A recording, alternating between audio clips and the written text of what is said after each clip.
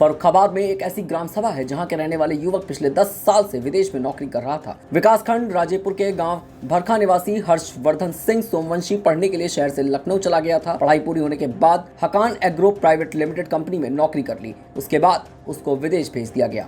नौकरी के दौरान वो इथोपिया, नाइजीरिया, तजाकिया, दुबई, चाड, कैमरून, जिबूती आदि देशों में नौकरी की। उसे प्रतिमाह भारतीय करेंसी के हिसाब से 6 लाख रुपए मिलता था। कोरोना महामारी के चलते जब वो वापस आया तो गांव के लोगों से बात की, तब उन्हें गांव के लोगों की परेशानियों की जानकारी हुई। साथ गांव वालों ने कहा कि यदि पढ़ा लिखा प्रधान होगा तो गांव का हर प्रकार से विकास होगा। जिसके बाद उन्होंने पंचायत चुनाव लड़ने की ठानी। प्रत्याशी इस तरीके का चाहिए कि जो हमारे गाँव में आए दिन बेरोजगारी बढ़ रही है, उस बेरोजगारी को ख़त्म करने के लिए हमारे गरीबों को साथ देना चाहिए, गरीबों के साथ चलने चाहिए। मतलब जो जिस चीज़ के पात्र है उसे वो चीज़ मुहैया कराई जाए।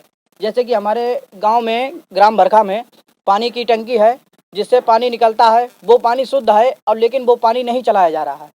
पानी नहीं चलाया जा रहा है, जिससे हम लोग ये नाली 10-15 फुट 25 फुट की बोरिंग से पानी पीते हैं, ये अशुद्ध पानी पी रहे हैं। इसको ध्यान में रख के सारा कुछ करना चाहिए। नाली टंकी कब से बंद है? टंकी करीबन हो गया है आज समथिंग लगभग जब से बनी है, जब से तो बंद ही है। 1-2 महीना चला, इसका कोई मतलब नहीं। 2-3 महीने से समथिंग बंद ही है। 72 लाख की सालाना इनकम छोड़ने के सवाल पर उन्होंने कहा कि हमारे पूर्वज भी पहले गांव के प्रधान हुआ करते थे। गांव के झगड़े से लेकर गांव के किसी भी आदमी को कोई परेशानी होने पर एक परिवार की तरह उनके साथ खड़े हुआ करते थे। मेरा नाम हर्षवर्धन है और मैं ग्राम भरका से बिलोंग करता हूँ।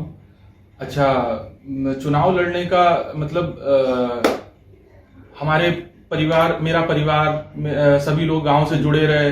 कुछ ऐसी परिस्थितियां बनी जिसकी वजह से हमें गांव छोड़ के यहाँ फतेहगढ़ से फिर बाहर लखनऊ से फिर पढ़ाई पूरी करके विदेश जाना पड़ा। वहाँ हमने नौकरी की।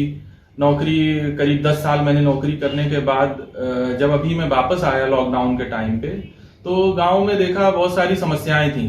गरीब हो चाहे जो सामान्य लोग भी हैं, ठाकुर हो या अन्य बिरादरी के लोग हो, सबकी कुछ ना कुछ समस्याएं थी। और जो हमारे गांव के प्रधान थे या और जो भी नेता थे, छोटे या बड़े, वो उन समस्याओं की तरफ ध्यान नहीं दे रहे थे। हमारे जो दादी थी और हमारे बाबा पिताजी, उनकी इच्छाएं थी कि हम विदेश में वहां पे प्रॉपर सेटल ना होके एक समय के बाद अपने गांव आके या अपने शहर आके यहाँ की तरफ ध्यान दें। उनका कोई समाधान नहीं हो पा रहा था। छोटी से छोटी चीजें, किसी को कोई कागज बनवाने हैं, किसी को जो प्रधानमंत्री या स्टेट गवर्नमेंट की तरफ से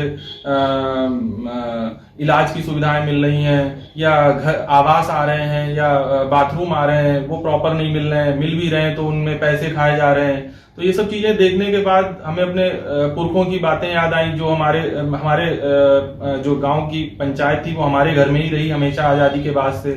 बट कुछ समस्याओं की वजह से हम लोग निकल गए, वो दूसरे लोगों के हाथों में आई। तो उनकी भी बातें मुझे याद आई कि हमें इन लोगों के बीच में रह के इनके साथ काम करना और इनको आगे बढ़ाना चाहिए। तो फाइनली मैंने डिसाइड किया कि वहां ना जाके यहीं पे ही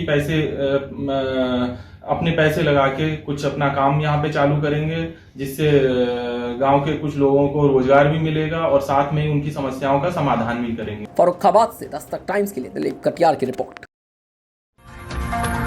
ताजा तरीन खबरों के लिए सब्सक्राइब करना ना भूलें दस्तक टाइम्स।